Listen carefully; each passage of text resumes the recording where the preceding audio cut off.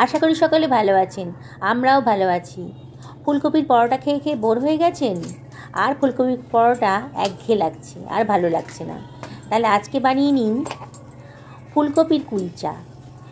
এটা যখন বানাই আমাদের বাড়িতে একটা উৎসবের মরশুম লেগে যায়।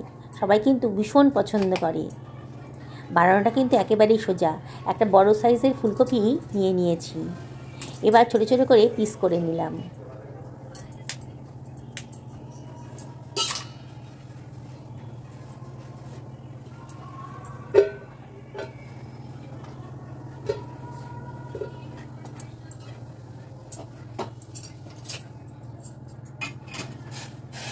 ফুলকপির টুকরোগুলোকে গরম জলে ভিজিয়ে রাখবো মিনিট 5-6 জন্য, একটু নরম হয়ে যাবে।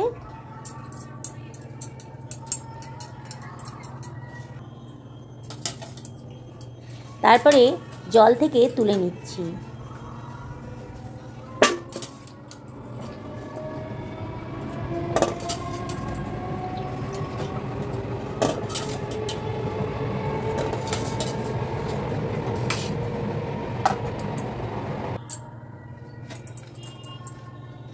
এবার ফুলকপির টুকরোগুলোকে গ্রেট করে নিচ্ছি।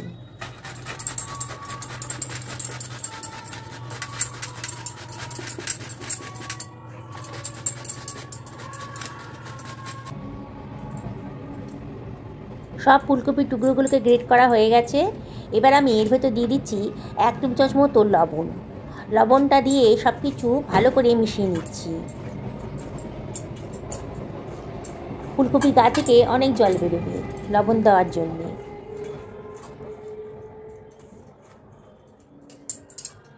মিনিট 15 ঢাকা দিয়ে রেখে দেব। হাফ বাটি মতো চিড়ে নিয়ে নিয়েছি। চিড়েটাকে আমি মিক্সার গ্রাইন্ডারের ভেতর দিয়ে দিলাম। একটু গ্রাইন্ড করে নেব।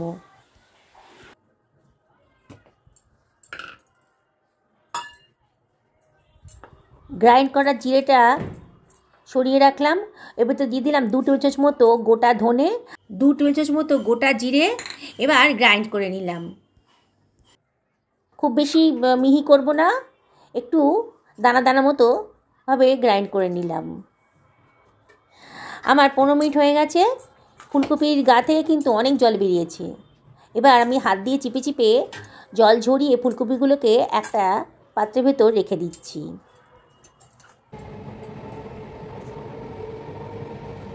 দেখুন লবণ দেওয়ার ফলে কতটা জল বেরিয়েছে। এবার গ্রেট করা ফুলকপিগুলোর ভেতর আমি দিয়ে দিলাম 2খানা বড় সাইজের পেঁয়াজ কুচি, দিয়ে দিলাম খানিকটা কাঁচা লঙ্কা কুচি, দিয়ে দেব বেশ খানিকটা ধনেপাতা কুচি।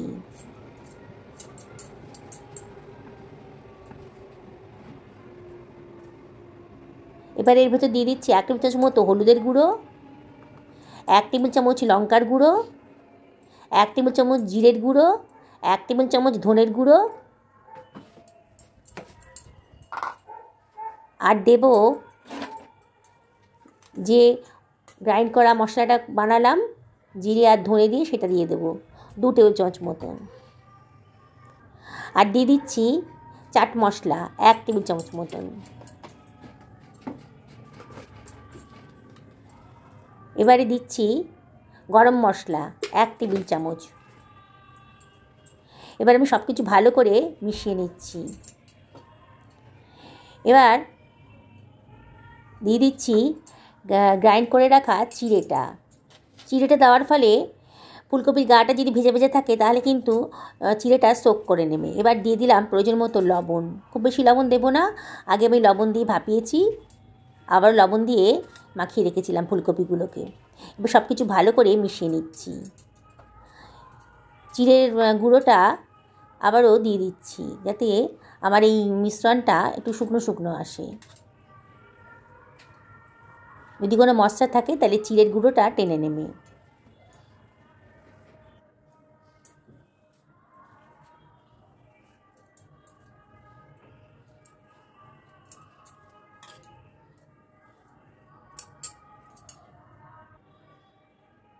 সব কিছু ভালো করে মিশিয়ে নিয়ে 1 টেবিল চামচ মতো সাদা তেল দিয়ে দিলাম, দিয়ে আবারও সব কিছু ভালো করে মাখিয়ে নিচ্ছি। এই মিশ্রণটা যত ভালো করে মাখা হবে ফুলকপির কুলচা কিন্তু ততই টেস্টি হবে। খুব ভালো করে মাখানো হয়ে গেছে, একেবারে ঝরঝরে হয়ে গেছে।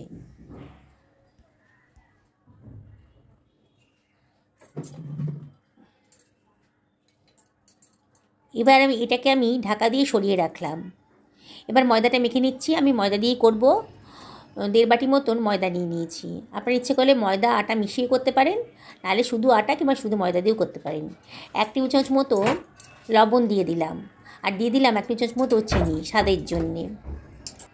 হাতে ডলে খানিকটা কসুরি মেথি দিয়ে দিলাম, খুব সুন্দর টেস্ট হবে, গন্ধটাও খুব সুন্দর আসবে। এবারে সব কিছু ভালো করে মিশিয়ে নিচ্ছি।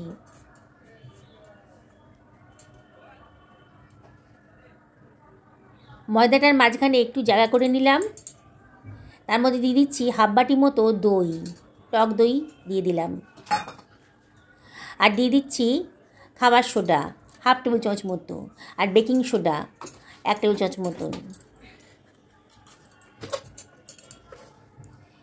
আর দিয়ে দিচ্ছি গুঁড়ো দুধ। এখানে 2 টেবিল চামচ মতো গুঁড়ো দুধ দিয়ে দিলাম, খুবই টেস্টি হবে। এবার সব কিছু ভালো করে মাখিয়ে নেব।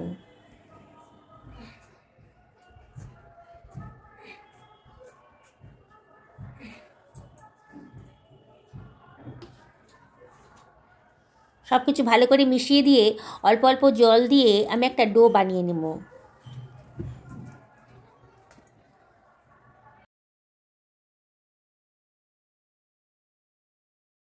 খুব নরম করে ডোটা মাখতে হবে।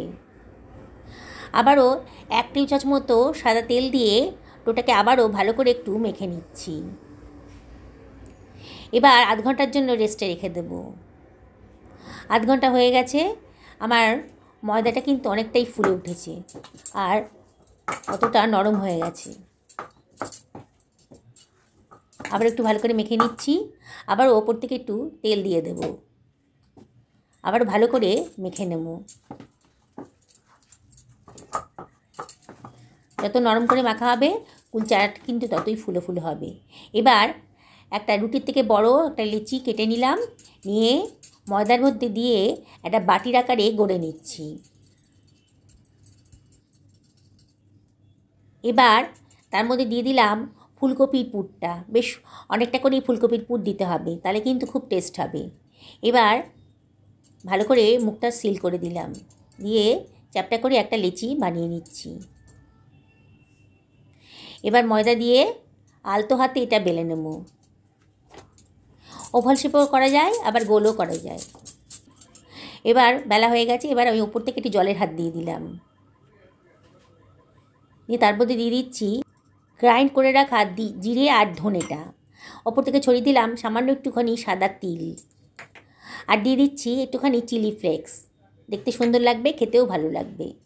আর ওপর থেকে দিয়ে দিলাম একটুখানি ধনেপাতা কুচি। আলতো হাতে চাপ দিয়ে একটু বেলুনে দিয়ে একটু বেলে নিলাম, যাতে মশলাগুলো ভালো করে বসে যায়।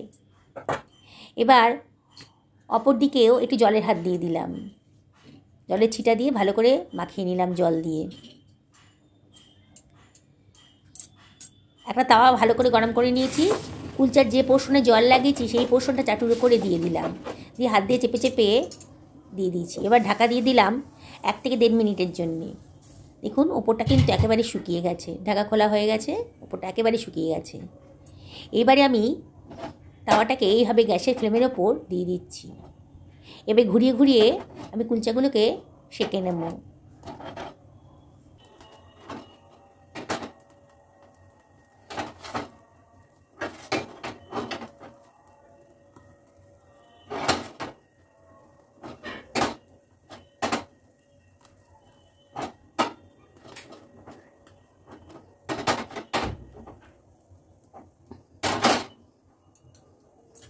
ডাইরেক্ট গ্যাসের ফ্লেমে শেখা হয়ে গেছে, নিচের পোর্শনটা অনেক ভালোভাবে উঠে এসছে। এভাবে করা যায়, আরেকভাবেও করা যায়। এটা তাওয়াটা গরম হয়ে গেছে, এর মধ্যে আমি একটা কুলচা বেলে দিয়ে দিলাম। এবার ঢাকা দিয়ে 1 থেকে 1.5 মিনিট রেখে দেব। তারপরে দেখুন এবার ওপর পোর্শনটা কিন্তু বেশ শুকিয়ে গেছে। এবার ওপর থেকে অয়েল ব্রাশ করে দিচ্ছি। এটাকে ডাইরেক্ট গ্যাসের ফ্লেমে দিলাম না, এইভাবেও কুলচাগুলো বানানো যায়। এবার এপিট উপিট করে অপর পোর্শনটাতেও আবারও তেল দিয়ে দেব।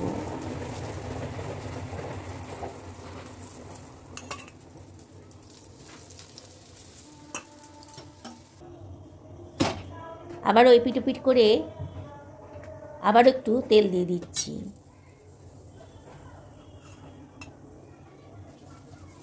এইভাবেও কুলচাগুলো কিন্তু দারুণ টেস্টি হবে।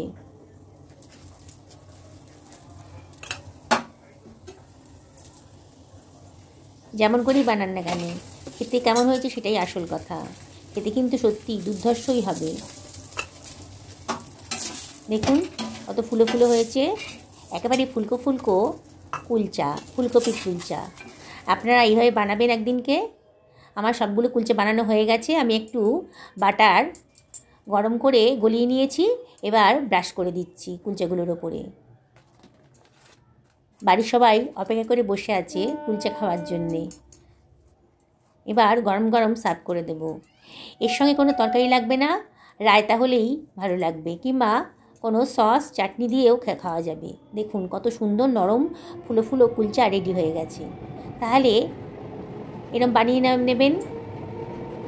ফুলকপির পরোটা তো অনেক খাওয়া হলো, এবার ফুলকপির কুলচা। আমি একটা ছিঁড়ে দেখাচ্ছি, ভেতরে পুরে ঠাসা, দেখেই কিন্তু খেতে ইচ্ছে করছে। সকালে ভালো থাকুন এই কামনা করি। নমস্কার।